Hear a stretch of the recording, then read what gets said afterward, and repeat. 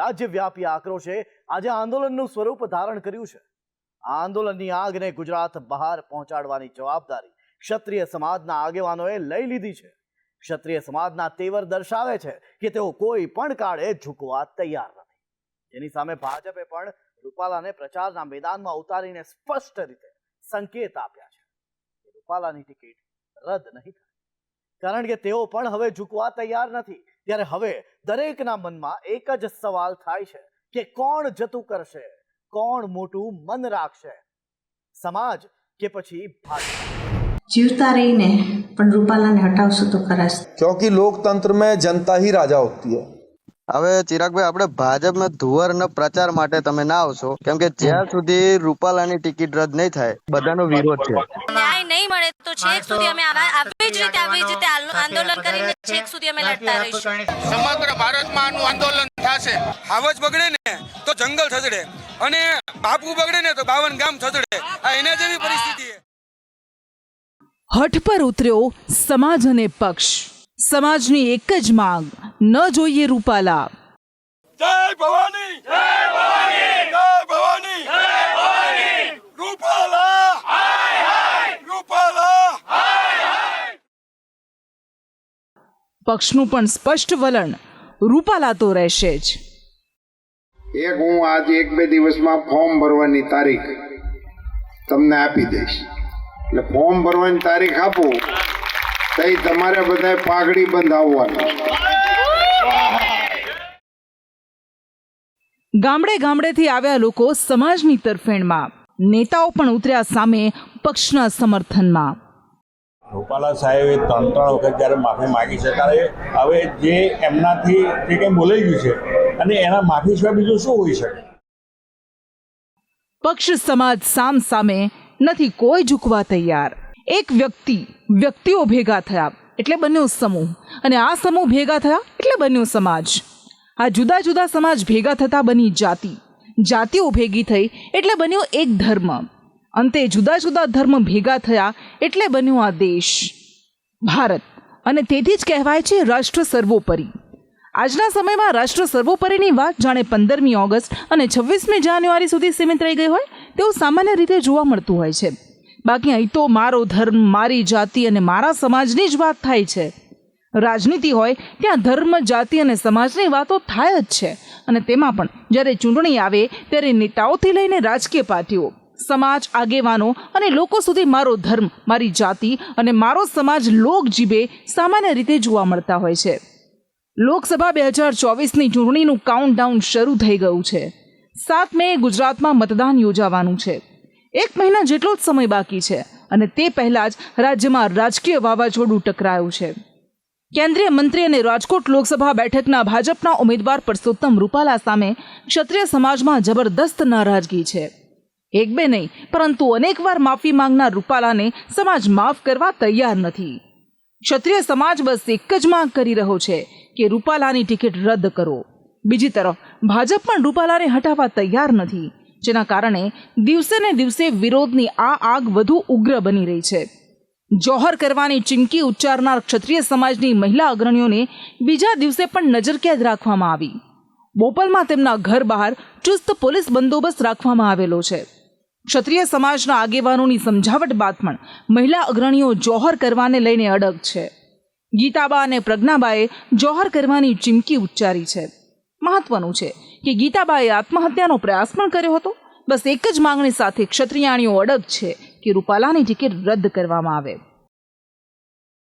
મહિલાઓએ જોહર કરવાની ચીમકી છે તે ઉચ્ચારવામાં આવી હતી, ને ગીતાબા પરમાર, પ્રજ્ઞાબા ઝાલા જે છે તેમના દ્વારા આ જોહરની ચીમકી ઉચ્ચારવામાં આવી હતી, ને ત્યારથી તેમને નજરકેદ છે તે કરવામાં આવ્યા છે। ને જે મકાન દેખાઈ રહ્યું છે તે પ્રજ્ઞાબા ઝાલાનું છે, ને તેમને તેમના નિવાસસ્થાન ખાતે જે પોલીસ દ્વારા નજરકેદ છે તે કરવામાં આવ્યા છે, ને પોલીસ દ્વારા અહીં ચુસ્ત બંદોબસ્ત છે તે રાખવામાં આવ્યો છે। પીઆઈ સહિતનો સ્ટાફ જે છે તે અહીં હાજર છે, જેથી કરી અને તે પોતાની વાત ઉપર અડગ છે અને જોહર ના કરી શકે, કોઈ અનિચ્છનીય બનાવ ના બને તેના માટે થઈ અને પોલીસ દ્વારા અહીં બંદોબસ્ત રાખવામાં આવ્યો છે, ને તેમને નજરકેદ છે તે કરવામાં આવ્યા છે। જોહરનું વાત કરેલી અને એમાં અમે નિષ્ફળ ગયા, કારણ કે અમારી પરમ દિવસથી સાંજથી અમારી પાછળ પોલીસ રાખી દેવામાં આવી હતી। અમને એમ કહે ને કે 1 મિનિટ પણ આગા પાછા થવા નહોતા દેતા. પણ હવે અમે એવું નક્કી કર્યું છે કે અમે જીવતા રહીને પણ રૂપાલાને હટાવશું તો ખરા જ તે. અમારી આન ઉપર આજે દાગ લાગ્યો છે, લગાવ્યો છે ને એના માટે અમારા ભાઈઓ જ કાફી છે. અમારે બહેનોને કંઈ કરવાની જરૂર આવતી નથી.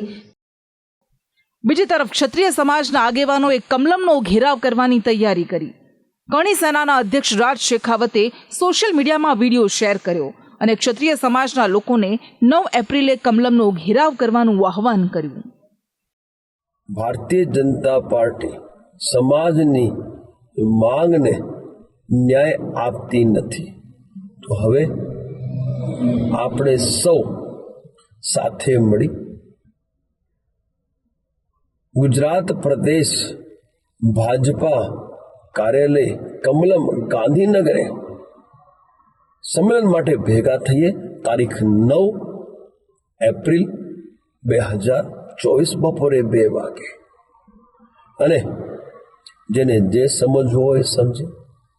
અમારું આ સંમેલન, આ ધરણા પ્રદર્શન, આ ઘેરાવ અને આક્રોશિત રજૂઆત, પરંતુ 9 તારીખે આપણે સૌ ભેગા મળી અને ઇતિહાસના સ્વર્ણ અક્ષરોમાં આપણા સૌનું નામ અંકિત અવશ્ય કરાવીશું.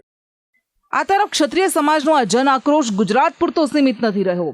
રાષ્ટ્રીય સ્તરના કરણી સેનાના આગેવાનો ગુજરાતમાં આવી રહ્યા છે અને રૂપાલા સામેના વિરોધને તેઓ સમર્થન આપી રહ્યા છે. રાષ્ટ્રવાદી જનલોક પાર્ટીના રાષ્ટ્રીય સંયોજક શેરસિંહ રાણાએ અમદાવાદમાં ગોતા ખાતે રાજપૂત કોર કમિટીની બેઠકમાં હાજરી આપી હતી. કરણી સેનાના અગ્રણી રાજ શેખાવત આખા સમાજના લોકોને આહવાન કરે છે કે કમલમનો ઘેરાવ કરવામાં આવે, પરંતુ રાષ્ટ્રીય આગેવાન આ નિવેદનને અંગત ગણાવી રહ્યા છે. मैं जो ये कमेटी तय करेगी मैं उस रास्ते पर चलूँगा.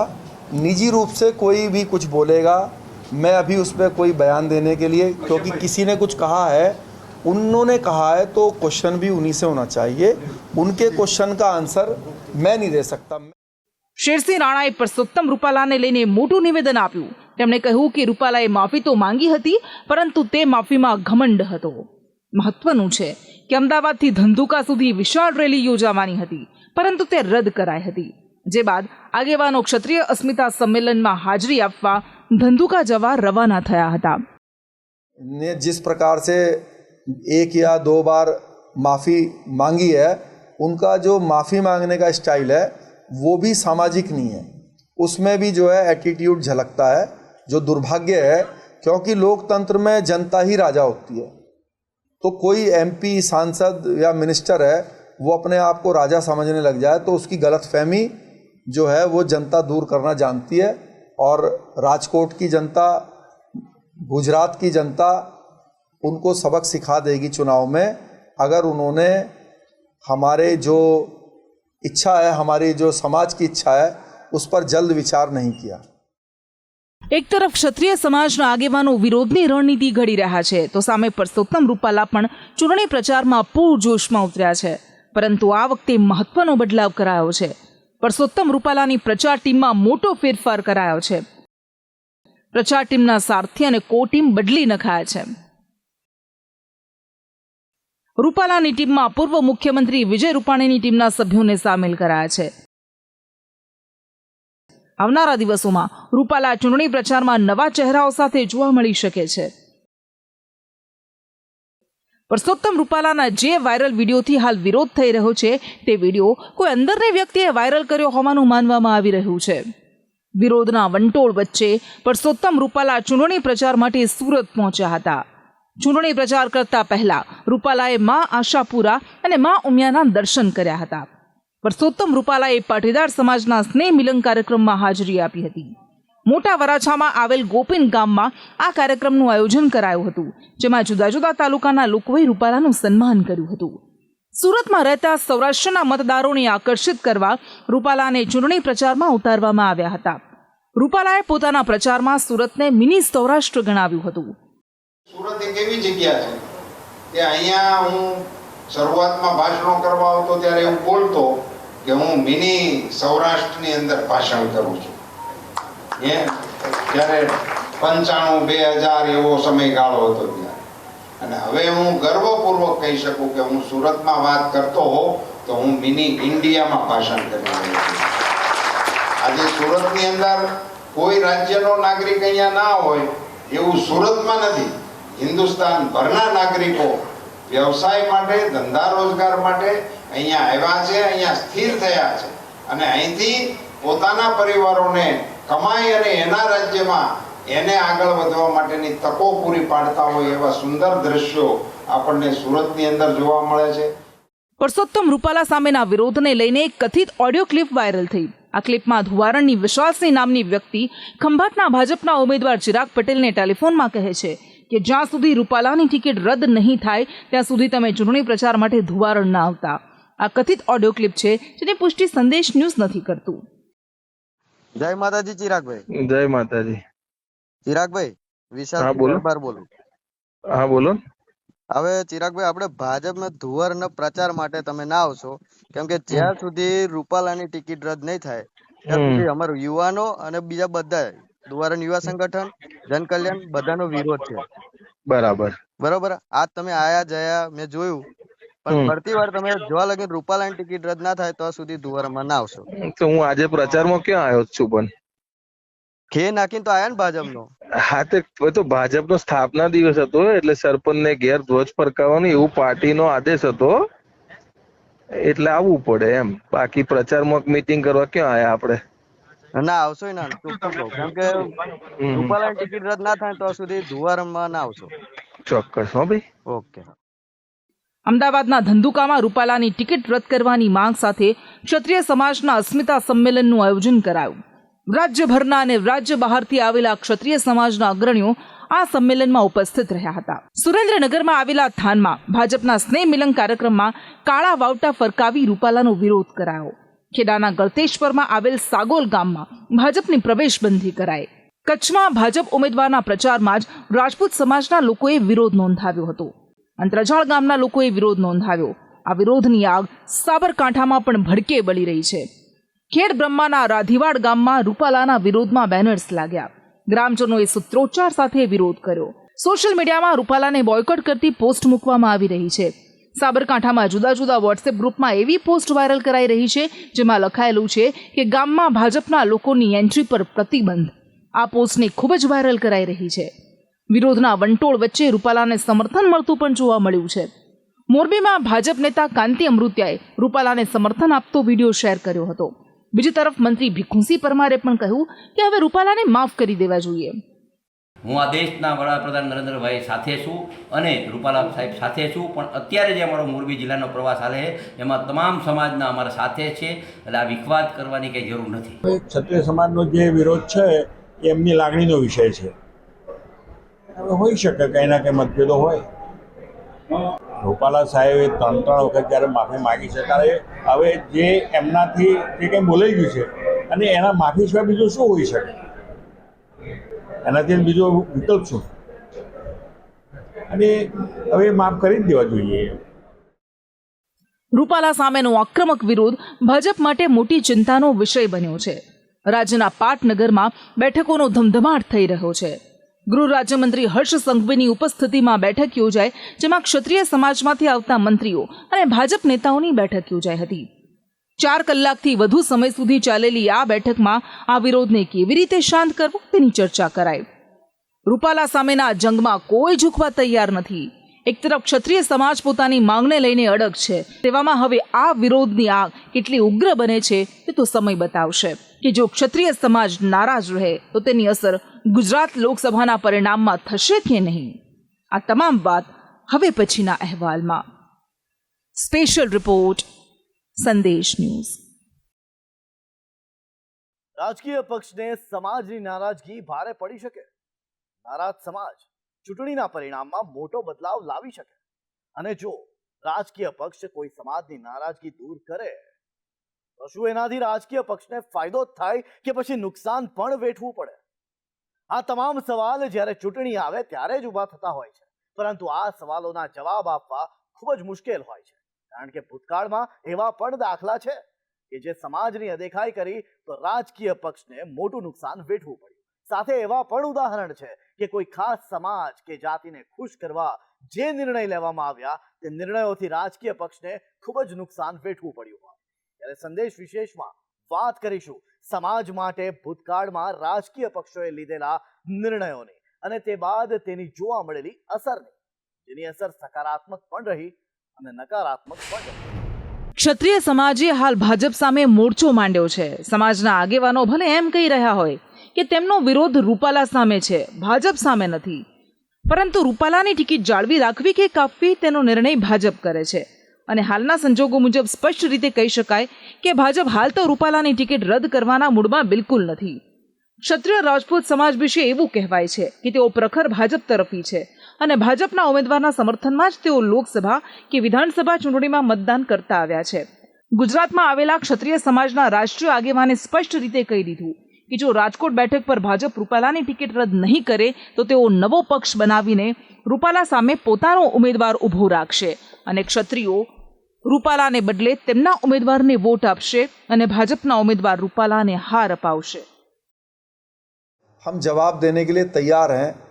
लोकसभा में अगर ठीक से हम जवाब नहीं भी दे पाए तो आने वाले जितने भी चुनाव होंगे उसमें समाज जो है अपने झंडे पर चलकर अपने प्रत्याशियों को लड़ाकर एक युद्ध भूमि, क्योंकि लोकतंत्र का जो युद्ध भूमि है वो चुनाव ही होता है.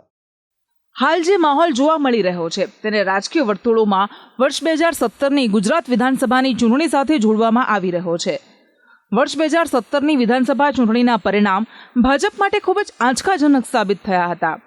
ગુજરાત જે ભાજપનો ગઢ કહેવાય ત્યાં ભાજપને માત્ર 99 બેઠક પર જ સંતોષ માનવો પડ્યો હતો. ભાજપે 182માંથી 150 બેઠક પર જીત મેળવવાનો લક્ષ્યાંક રાખ્યો હતો, પરંતુ તે સમયે નારાજ પાટીદાર સમાજે ભાજપ વિરુદ્ધ મતદાન કર્યું હતું. આ પરિણામમાં પાટીદાર અનામત આંદોલનની વ્યાપક અસર જોવા મળી હતી. તે બાદ વર્ષ 2022ની વિધાનસભા ચૂંટણીના પરિણામ ફરી એકવાર ભાજપ તરફી રહ્યા. પાટીદાર મતદારોએ જ ભાજપને ખોબલે ખોબલે મત આપ્યા. ગુજરાતની કુલ 182 બેઠકમાંથી 156 બેઠક તો ભાજપના ખાતામાં આવી હતી. જંગી લીડ સાથે ભાજપના ઉમેદવારો આ ચૂંટણી જીત્યા હતા અને આ ચૂંટણી જીતવાનું કારણ હતું ભાજપની ખાસ રણનીતિ. ભાજપ વિશે રાજકીય નિષ્ણાંતો એવું કહે છે કે આ પક્ષને જ્યારે હાર મળે ત્યારે તે હારને જીતમાં પરિવર્તિત કરવામાં એડી ચોટીનું જોર લગાવે છે. અને બસ વર્ષ 2017ના પરિણામ બાદ ભાજપે નારાજ પાટીદારોને મનાવવાના ભરપૂર પ્રયાસ કર્યા હતા. ભાજપે આર્થિક રીતે ગરીબ વર્ગ એટલે કે AWS માટે 10% અનામતની જાહેરાત કરી હતી. પાટીદાર નેતાને મુખ્યમંત્રીની કમાન સોંપવાથી લઈ હાર્દિક પટેલને ભાજપમાં સામેલ કરવાના નિર્ણય ભાજપે લીધા.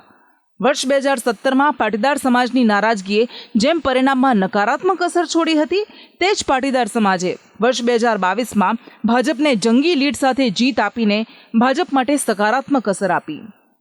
ભૂતકાળમાં પાટીદાર સમાજનો વિરોધ હતો, હાલ વર્તમાનમાં ક્ષત્રિય સમાજ વિરોધ કરી રહ્યો છે. હા, વાત અહીંયા સમજવી જરૂરી છે કે બંને આંદોલનમાં જમીન આસમાનનો તફાવત છે, પરંતુ પાટીદાર હોય કે ક્ષત્રિયો બંને ભાજપને સમર્પિત મતદારો રહ્યા છે. ગુજરાતમાં કુલ 8 બેઠકો એવી છે જ્યાં ક્ષત્રિય સમાજની સૌથી વધારે અસર જોવા મળી શકે છે. રાજકોટની વાત કરીએ તો ત્યાં 70% ક્ષત્રિય મતદારો છે અને જો આ મતદાર વર્ગ જે તે રાજકીય પક્ષ વિરુદ્ધ મતદાન કરે તો તે ઉમેદવાર હારી શકે તેની સંપૂર્ણપણે સંભાવના રહે છે. આ સિવાય સુરેન્દ્રનગરની બેઠક પર 14%, આણંદમાં 12%, કચ્છ અને ભાવનગરમાં 10%, જામનગરમાં 9.5%, વડોદરામાં 6.5%, પોરબંદરમાં માત્ર 5% ક્ષત્રિય મતદારો છે. ત્યારે જો ક્ષત્રિય સમાજ ભાજપ વિરુદ્ધ મતદાન કરે અથવા મતદાનથી તેઓ ઓળગા રહે તો ભાજપના ઉમેદવારો માટે મોટી મુશ્કેલી સાબિત થઈ શકે છે. ભાજપ ડેમેજ કંટ્રોલની કામગીરીને લઈને સૌથી આગળ રહેતો હોય છે. 26માંથી 26 બેઠક જંગી લીડથી જીતવાનો નિર્ધાર કરનાર ભાજપ ક્ષત્રિય સમાજની નારાજગી દૂર કરવાના પ્રયાસમાં પહેલેથી લાગેલો છે. ભલે ભાજપે ઉમેદવાર બદલવાની તૈયારી ન કરી હોય, પરંતુ સતત તેઓ એ પ્રયાસ કરી રહ્યા છે કે ક્ષત્રિય આગેવાનો સાથે બેઠક થાય તેમને મનાવવાના પ્રયાસ કરવામાં આવી રહ્યા છે. પરસોત્તમ રૂપાલાએ તો 2 વખત માફી માંગી, પરંતુ ગુજરાતના પ્રદેશ અધ્યક્ષ CR પાટીલે પણ 2 હાથ જોડ્યા અને ક્ષત્રિય સમાજને વિનંતી કરી કે હવે માફ કરી દો. પરસોત્તમ રૂપાલા જ્યારે ચૂંટણી પ્રચાર પર ઉતરે છે ત્યારે તેઓ પાઘડી પહેરેલી રાખે છે, જે તે વિસ્તારમાં સ્થાનિક લોકો સાથે સંવાદ કરી રહ્યા છે. ટિફિન બેઠક યોજવામાં આવી રહી છે. રાત્રિ બેઠકોમાં તેઓ જોડાઈ રહ્યા છે. આ પ્રયાસો થકી તેઓ ધીમે ધીમે પણ ક્ષત્રિય સહિત તમામ સમાજો સાથે આત્મીયતા બાંધવાનો પ્રયાસ કરી રહ્યા છે. ક્ષત્રિય સમાજની નારાજગી દૂર કરવા ભાજપ પાસે બીજા પણ બ્રહ્માસ્ત્ર છે, જે સમય આવતા કામ આવી શકે છે. ગૃહમંત્રી અમિત શાહ તેમની રાજકીય કોઠાસૂઝથી સમગ્ર દેશ આજે વાકેફ છે. ત્યારે નારાજ ક્ષત્રિય સમાજને મનાવવા અમિત શાહ મહત્વની રણનીતિ ઘડી શકે છે. રામ મંદિરના નિર્માણથી પહેલેથી જ ક્ષત્રિય સમાજ ભાજપથી ઘણો પ્રભાવિત થયેલો છે. તેવામાં રાજકીય નિષ્ણાંતો મુજબ ઇન્દિરા ગાંધીની સરકારમાં રાજપૂતોને મળતું સાલિયાણું બંધ કરી દેવાયું હતું. તેનાથી રાજ પરિવારો પહેલેથી કોંગ્રેસથી અળગા થઈ ગયા હતા અને તે કારણથી પણ રાજપૂત પરિવારો કોંગ્રેસ સાથે જોડાવા તૈયાર નથી થયા. હજુ મતદાનને 1 મહિનો બાકી છે. ચૂંટણી પ્રચાર જોરશોરથી થશે. વડાપ્રધાન મોદી પણ પ્રચાર મેદાનમાં ઉતરશે અને ગુજરાતમાં તેઓ સભા ગજવશે. તેવામાં પીએમ મોદી, કારણ કે આ લોકસભાની ચૂંટણી ભાજપ મોદી કા પરિવાર સૂત્ર સાથે લડી રહ્યું છે અને તેથી મતદારોને પણ મોદીનો ચહેરો જોઈને જ મતદાન કરવાની અપીલ કરવામાં આવે છે. ત્યારે હવે સમય જ બતાવશે કે નારાજગી દૂર થાય છે કે યથાવત રહે છે, અને આ નારાજગી રહી તો તે પરિણામ પર કેવી અસર છોડે છે. સ્પેશિયલ રિપોર્ટ, સંદેશ ન્યૂઝ.